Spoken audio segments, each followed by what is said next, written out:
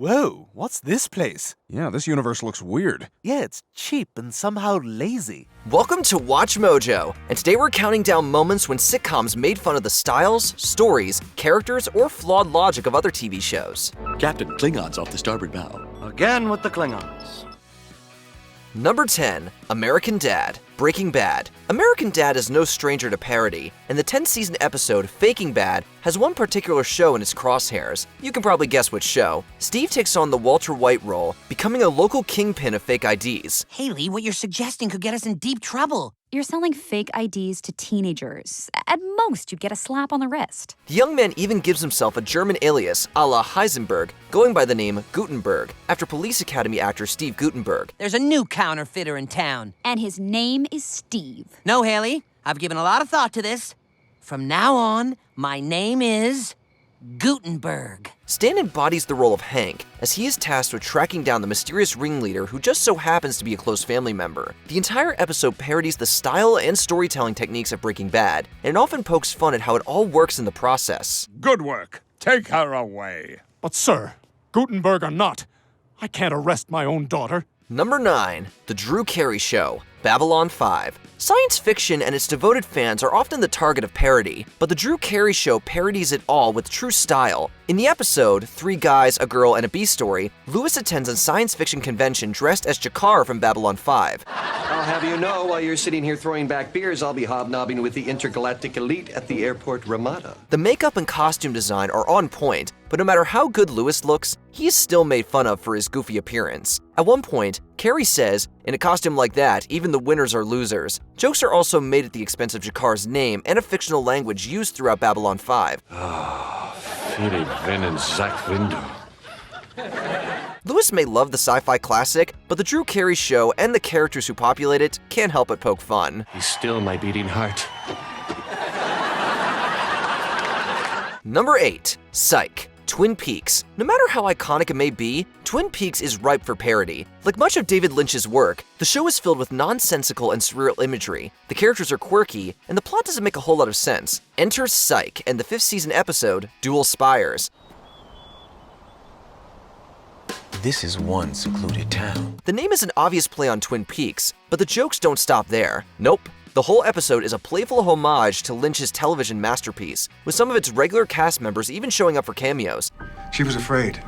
She thought she was being watched. Psych has a firm understanding of what made Twin Peaks tick, and it's fun to watch that cult classic be comedically poked and prodded. That is a damn fine cup of cider.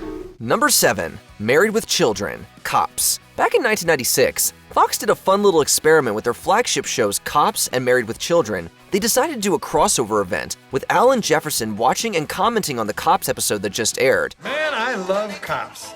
Furthermore, Al learns that Officer Dan will be appearing on the show and works his Al magic to star alongside him. Let's be careful out there.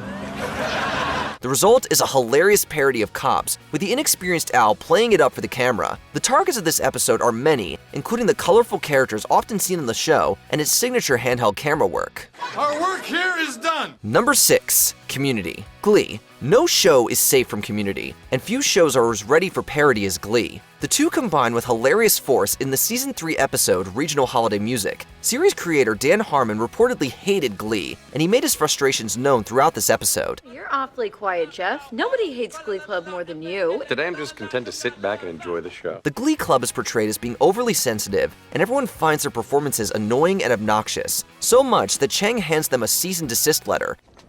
Cease and desist.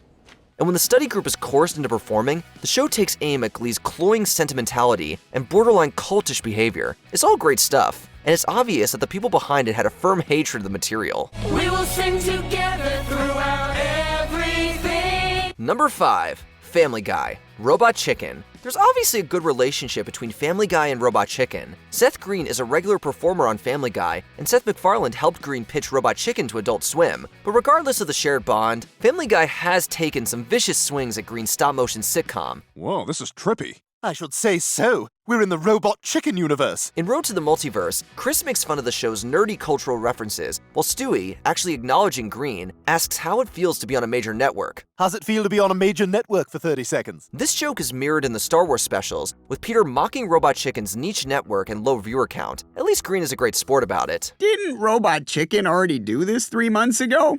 Well, I wouldn't worry about it, Chris. I don't think people are even aware of that show's existence. Number 4. Scrubs. House. It was only a matter of time before Scrubs took aim at its more serious and dramatic counterpart. While House was critically acclaimed, it certainly had a predictable formula, and Scrubs took advantage of it. The parody came in the appropriately named 6th-season episode, My House. I'm just Dr. Cox. The entire episode is a parody of the show, with Cox using a cane and having to deal with over-the-top medical mysteries with unforeseeable conclusions. One of them is a patient with orange skin, which is a direct reference to the House pilot. What color would he most likely turn if he were to gorge himself on both those items? Orange. Cox even directly criticizes House in one prolonged monologue, poking fun at House's Hollywood looks and the outrageous number of medical mysteries that he has to deal with. House is a genius. That's it, I'm whacking both of you. Number 3. The Simpsons, Tom and Jerry franchise. At this point, Itchy and Scratchy may be more famous than Tom and Jerry. While the earlier cat and mouse duo originally starred in popular short films, they eventually made their way to TV in the 1970s with the Tom and Jerry Show. However, this program was vastly different from the films, as censors feared that violence would not be suited to the small screen. This violence is exactly what Tom and Jerry became known for, and it was viciously and relentlessly parodied throughout The Simpsons. Itchy and Scratchy are exaggerated versions of Tom and Jerry, with the violence being far more graphic. And it's through Itchy and Scratchy that The Simpsons satirizes cartoon violence and the gleeful manner in which children consume it. Number 2. How I Met Your Mother. Friends. While it did enough to distinguish itself, How I Met Your Mother was always compared to Friends, and often unfavorably. Enter the 2nd season episode, Swirly, which sees the sitcom putting Friends in its place. This would never happen at a bar. Swarley gets right down to business with Ted, Marshall, and Barney hanging out in a coffee shop that looks exactly like Central Perk. All three look extraordinarily bored, with Marshall and Ted staring off into space, and Barney impatiently checking his watch. Both Barney and Ted then remark that spending time in a coffee shop isn't nearly as fun as spending time in a bar, an obvious jab at the show's respective hangouts. Hanging out at a coffee place, not nearly as much fun as hanging out at a bar. Before we continue, be sure to subscribe to our channel and ring the bell to get notified about our latest videos. You have the option to be notified for occasional videos or all of them. If you're on your phone, make sure you go into your settings and switch on notifications. Number 1. South Park. Family Guy. It's Family Guy's turn to be on the receiving end of a harsh roast. South Park famously came after Family Guy in the iconic two-parter Cartoon Wars, and let's just say they were not very kind. Creators Trey Parker and Matt Stone are not fans of Family Guy, primarily owing to its lack of proper storylines and reliance on nonsensical cutaway gags. Peter, you didn't do the laundry today. You think that's bad? Remember the time I won a date to Mexico with Gary Coleman? These cutaway gags are relentlessly mocked throughout Cartoon Wars. At one point, it's revealed that the Family Guy writer's room is populated by manatees mindlessly working with idea balls.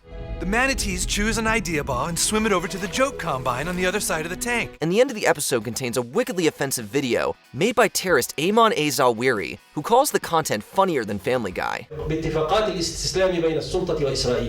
What other memorable roast did we forget? Tell us in the comments. I stole the head off a statue once. Wow, that's pretty hardcore. Did you enjoy this video? Check out these other clips from WatchMojo, and be sure to subscribe and ring the bell to be notified about our latest videos.